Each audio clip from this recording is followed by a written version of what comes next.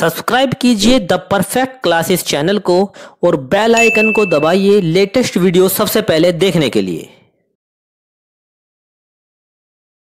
Students, आप सभी का आपके चैनल द परफेक्ट क्लासेस में स्वागत है। Directorate of education JNCT of Delhi की असेसमेंट वर्कशीट 7 डिस्कस करें बच्चों। क्लास 8 की वर्कशीट है सोशल साइंस की। 15 नवंबर 2021 की वर्कशीट है। Darken the circle in front of the correct option of the following question with the help of pen and pencil. तो बच्चों, ये जो आपको सही विकल्प दिए, ये जो विकल्प दिए हुए हैं, इनमें से किसी एक सही विकल्प पर आपको सर्कल जो है वो डार्क करना है। ठीक है, ये जो क्वेश्चन दिए हुए हैं नीचे, और ये काम आप पेन या पेंसिल की सहायता से कर सकते हैं। तो क्वेश्चन नंबर 1 देखते हैं। According to the new constitution of 2015 Nepal become a country. तो 2015 में एक नया संविधान आया, उसके अनुसार नेपाल क्या बन गया है, कौन सा देश बन गया है? तो आप इस पर करेक्ट का निशान लगाएंगे, बी पर डेमोक्रेटिक। ठीक है, लोकतांत्रिक देश बन गया। क्वेश्चन नंबर 2 है the fundamental rights are guaranteed by the. मौलिक अधिकार भारत के द्वारा सुनिश्चित किए जाते हैं, किसके द्वारा? भारत के संविधान के द्वारा। ठीक है, तो बी पर करेक्ट निशान लगा लेंगे, कॉन्स्टिट्यूशन। क्वेश्चन नंबर 3 है the third tier of government in India is. तीसरे स्तर की सरकार भारत में कहा जाता है, किसको कहा जाता है? ए पर निशान लगा लेंगे, पंचायती राज को। क्वेश्चन नंबर 4 है implementation of laws and running of government is the responsibility of. कानून को लागू करना और शासन चलाने की जिम्मेदारी किसकी होती है बच्चों? तो ये द एग्जीक्यूटिव ऑर्गन की होती है, कार्यपालिका की। ठीक है, इस पर निशान लगा लेंगे, ए पर। क्वेश्चन नंबर 5 है which of the following is referred to as conscience of the Indian constitution. बच्चों, ये निम्नलिखित में से आपको ये बताना है कि भारतीय संविधान की अंतरात्मा किसे कहा जाता है। तो ये फंडामेंटल राइट्स को बोला जाता है, डी पर टिक कर लेंगे। ठीक है, मौलिक अधिकार बोलते हैं हिंदी में। क्वेश्चन नंबर 6 है prohibition of employment of children under 14 years of age is ensured under.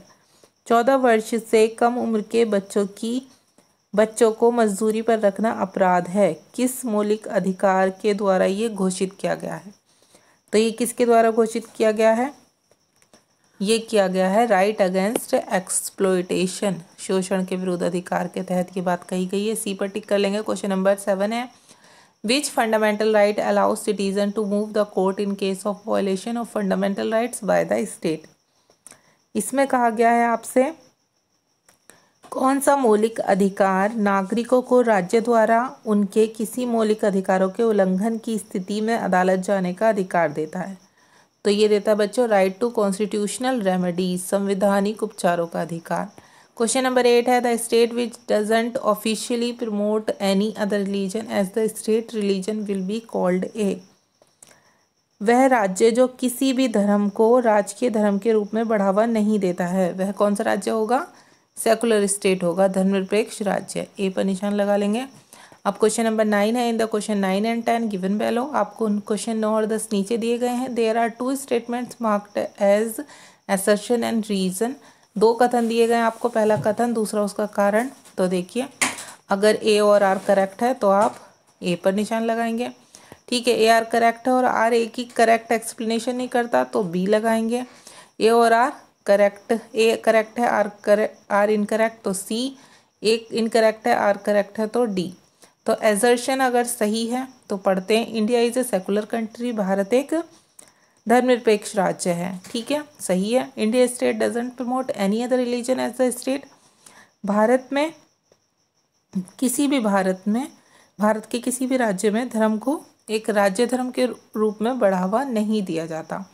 ये बात बिल्कुल ठीक है, और आर ए को बिल्कुल करेक्ट एक्सप्लेनेशन भी करता है, तो ये ए पर टिक कर देंगे। ठीक है, 10 में है India is a democratic country, Bharat एक लोकतांत्रिक देश है।